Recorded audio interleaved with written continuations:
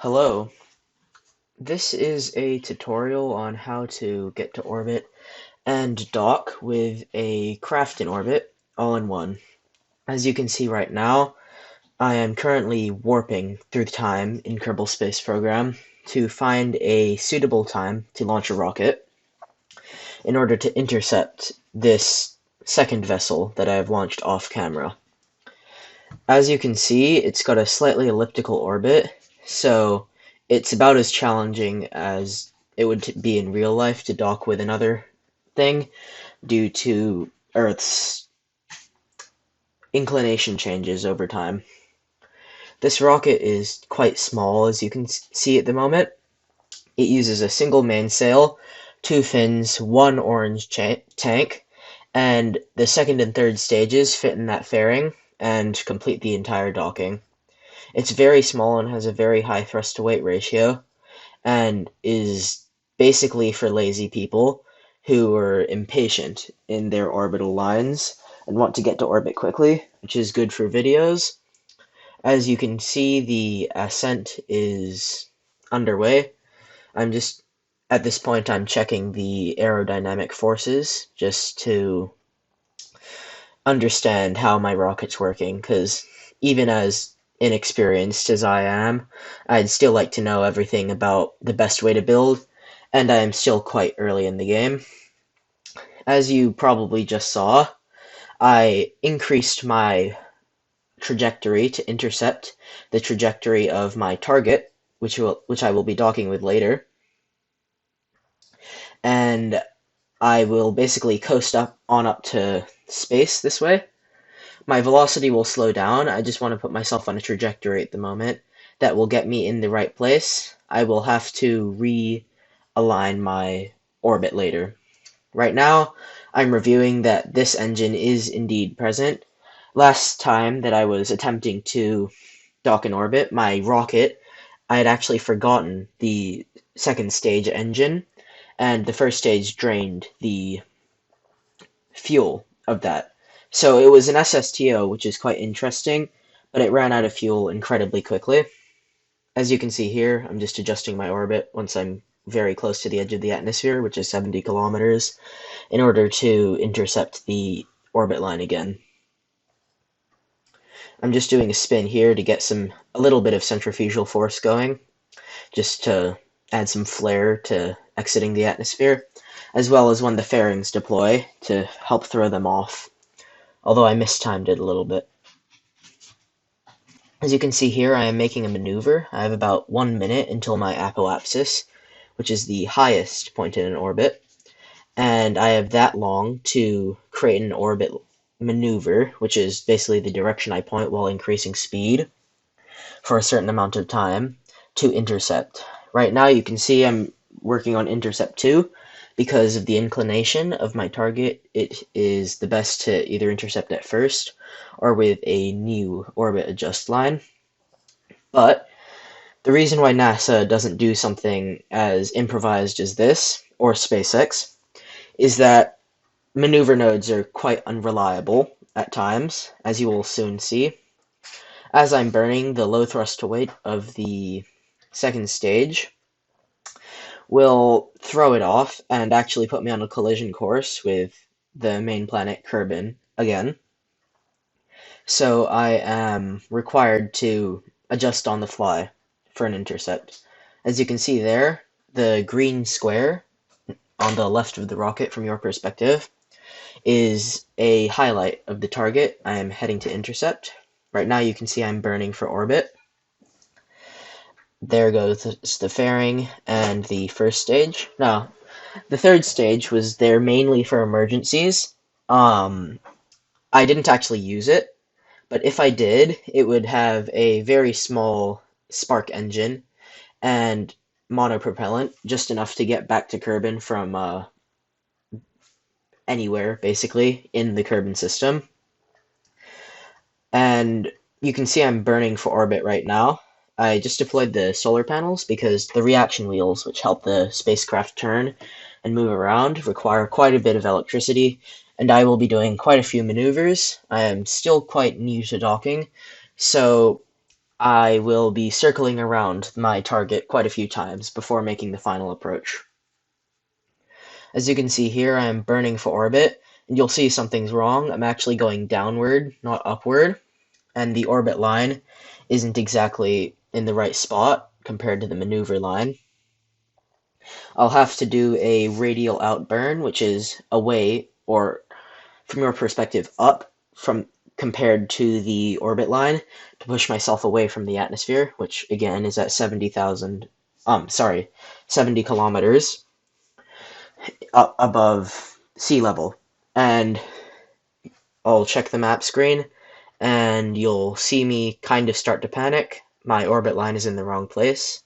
Here is where I thought I'd run out of fuel. I did not realize that no prograde was necessary to readjust my inclination. In fact, it turned out to be a blessing because it put me on an even easier intercept with less relative velocity than my first intercept that I had planned, but it was still quite a bit of a panic, and you do not want that in real life, because if an engine failure happens, you're re-entering in the wrong direction. You could land in enemy territory or whatnot, as you'll see at the end of the video. You can see here I'm just adjusting my orbit line to intercept as well as possible. And here is where I misjudge. I'm making a save here just in case I do, which later in the video, in about 6 minutes or so, you'll see why I need to. But it's basically going down, but the relative speed is increasing, which is not a good thing. Luckily, I managed to slow it down, but I needed to use the quick save just a little bit to adjust my orbit. So you can see here, I've settled on a final position for intercept, and I am readying both craft to connect to each other and dock in orbit. Right now, there is a predicament with the second craft, which, as you'll see at the end of the video, which is quite long for my first, will have a problem during reentry, but we'll get to that when it comes to it.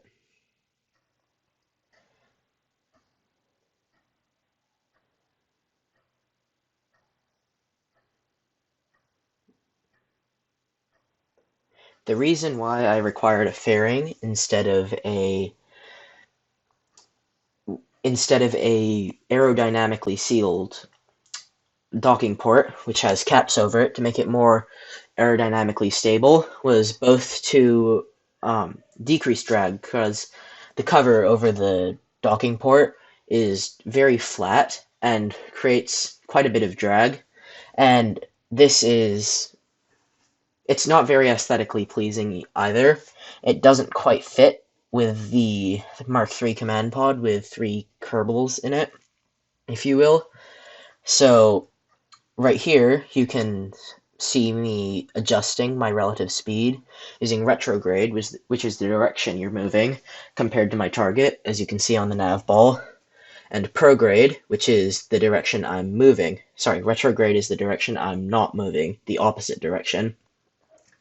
And you can see me checking my orbit lines. Occasionally you get lucky when you reduce relative speed, and you actually get another intercept with no distance or relative velocity. I wasn't so lucky, so I'm just burning for it. Now here will be quite boring, and if you wanted to, you could skip through it. Here's just me messing around, trying to circle around the craft until I can get it on a good touching trajectory. At about 12 minutes and 20 seconds is about the closest time you need to get to see the docking, basically. And basically what you want to do once you're close to the second craft, I did this a little wrong, I timed it wrong, but you want to basically point retrograde or prograde. Now, normally this would increase or decrease your orbit and not be good for you, but as soon as you're within a certain distance of your target and the game thinks you're docking, retrograde and prograde will become relative velocity to your target, not compared to your orbit line, which means you can use retrograde and prograde to reduce your relative velocity to each object. This helps because it automatically points to itself, and you don't end up with glitchiness if you try to do it by hand. I have successfully done it by hand before I learned this trick, but it is not very easy, and it took me 15 quick saves and quick loads, just about. So now you can see here I'm just warping until I get close enough, and I'll basically start circling around for a while. It'll get closer and further until I can get a low relative velocity intercept with it. Now, there is another YouTuber, if you will, out there called Matt Lown. You've probably heard of him if you're watching this. And I'm going to be using his method, which he calls the lazy method of docking, to dock, but I also use that wrong because I'm quite new to it. Oh, you can see me making another save there. And so basically what you do is you set the docking port as the intercept. Oh, you can see there I'm checking for another intercept. It's not there. Use the docking port as the intercept target and use both crafts to detect those. And you basically set both craft to point at each other and then just slowly glide towards each other. I timed it wrong because I hadn't gotten the relative velocity down to 0, meaning I'll just drift away. But you'll see that eventually I do get it. Right now I'm just playing around with maneuvers to try and get as close as possible without hitting it.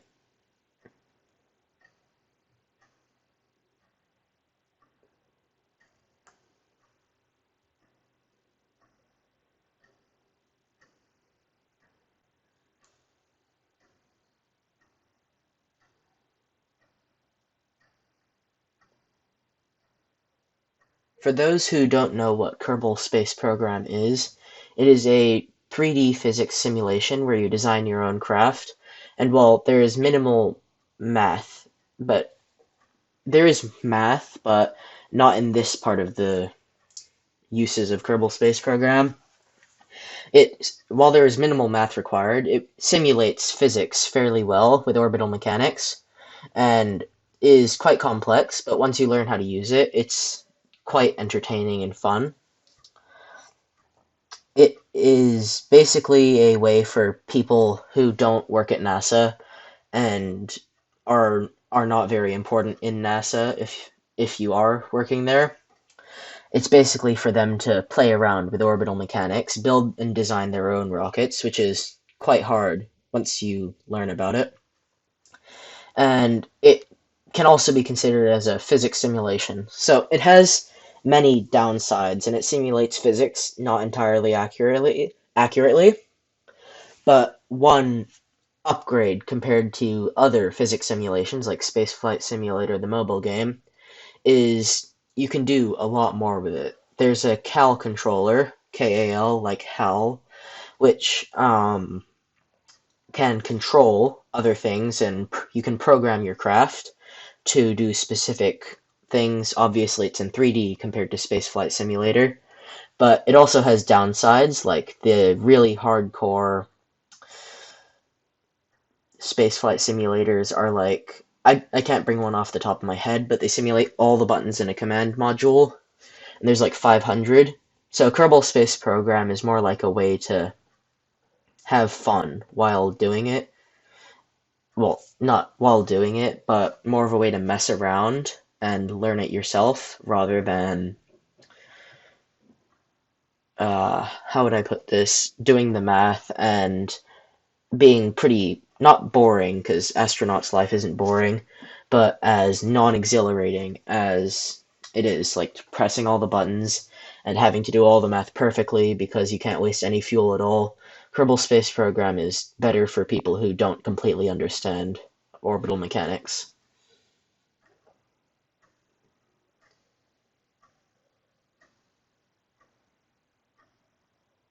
So you can see me on my final approach here. I'm sorry for the people who skipped ahead to 12 minutes and 30 seconds. That was mainly just not to get into my plug of Kerbal Space Program, but I misjudged the timing because of my voiceover.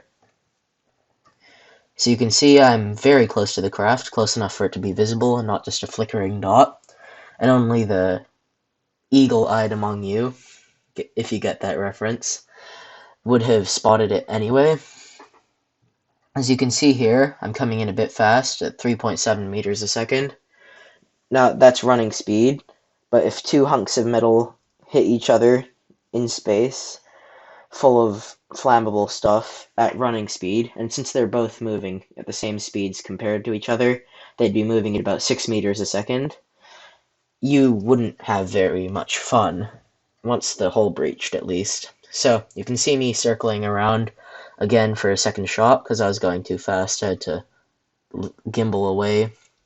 Now you can see me using Matt's docking method at the moment, and I'm just trying to keep the docking ports aligned while the rocket aligns itself with the spacecraft. You can see I'm going on a much slower approach, 0.3 meters a second, and you can see I actually briefly sped it up with monopropellant. Although it's not visible, monopropellant is just really tiny rocket engines used for precision control. You may have seen me use them before. Now, this is pretty much the end of docking. If you're looking at a docking tutorial and you don't know how to get orbit, I'd recommend you don't try docking. And if you know how to get to orbit, you'll know how to get back. So this is the end for the people who are very bored at the moment. I know I'm new to this. I'm not very good at it. But as you can see here, I'm just taking some cinematic shots before I prepare for re-entry, because why not? You can see the monopropellant at work quite a bit there. For those who play Kerbal Space Program for quite a while, you may notice some strange things about the two engines. The two engines are actually reskinned Poodle engines, which is like a variant. They're completely stock, unmodded, no graphics mods either, but a lot of people don't recognize them compared to the two-engine Bell version. You can see there I made a bit of a mistake using monopropellant to turn around. They kind of pushed me into the other craft. Luckily nothing was damaged. It's not very high relative velocity. So you can see me preparing for re-entry at the moment. I'm trying to land near the Kerbal Space Center, and this one did fairly well. So I can bring out a helicopter and grab the pod and bring it back to home. I won't be doing that this time, but as you'll soon see, my convenience method kind of screwed up, but we'll get to that when we come to it. The second one was the biggest screw-up, though.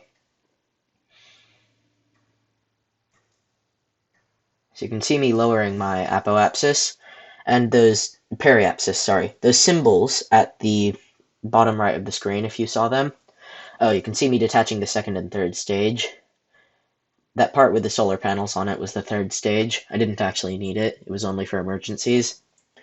And I hope I set the edge of the trajectory a little over the Kerbal Space Center, so I'd try and land on it. And I did get fairly close enough for a good day's hike to get to, if it didn't land where it did. But you'll see when it comes to it. So, some of the people who play Kerbal Space Program may notice that I don't actually have a full 2.5 meter heat shield. That is because I haven't actually unlocked that. This is a science mode playthrough that you're currently watching me on. I didn't bother to start a new save mode because why would I? This works just as well. And the way KSP calculates thermal physics is the first part of the airstream and then the second, and there's an exponential decrease, as well as positioning. And for some reason, it thinks that the positioning of the heat shield helps with that structural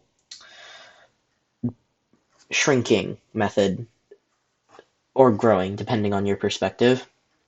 Now, You've probably guessed by the looks of it where I'm landing, and it's not exactly the easiest place to land a helicopter or walk home, as you'll soon see. So you can see over here I'm coming in quite hot. I'm still a little quite high in the atmosphere. The parachutes don't slow me down that much, only at about 10 meters a second. Enough so that when I jettison the heat shield, the bottom secondary heat shield will be enough to litho brake, which is like braking on the ground. But even that explodes, which is never a good sign. You can see to the left by the ocean, the Kerbal Space Center and its runway, if you look very carefully. And it's only about 4 kilometers away, even though it looks very far away. It's not actually that big in the scale of Kerbal Space Program. And yeah, I originally thought I'd be sliding and I kind of panicked, but it's okay. And yeah, so I'm just gonna cheat and recover the vessel right now. It's not exactly a cheat, but I'd rather use a helicopter because it's cooler and it's more realistic. But the next one, I'm going to the tracking station to switch back to it. Had a bit of a misjudged design on my part, as you'll soon see. So I'd recommend you look at the parachutes, or the lack of them. And this spacecraft weighs about a ton, fully stocked and in re-entry mode. So it'll be falling at 1 ton acceleration through the atmosphere without parachutes. And yeah, I'm trying to time it so I'll still land above the Kerbal Space Center. And I could theoretically use the parachutes of the Kerbals to land there, if so. But it would still be quite a long walk. So you can see me there jettisoning the third and second stages. So this is where absolutely nothing bad happens. Everything is completely okay, and the Kerbals definitely don't have to walk over 200 kilometers to get back home. So I'm just going to cut off the commentary soon after this because, yeah, they're landing in the middle of the desert with no shelter because it exploded on contact, as well as many other flaws in this design. The one I launched off camera was actually part of a mistaken version. I used a SSTO rocket, which was completely by accident, as I earlier mentioned. So I had to rebuild it to launch the rocket that just re-entered. But it had some problems, like no parachutes. So the second iteration was a little better, but yeah, sorry, Kerbals.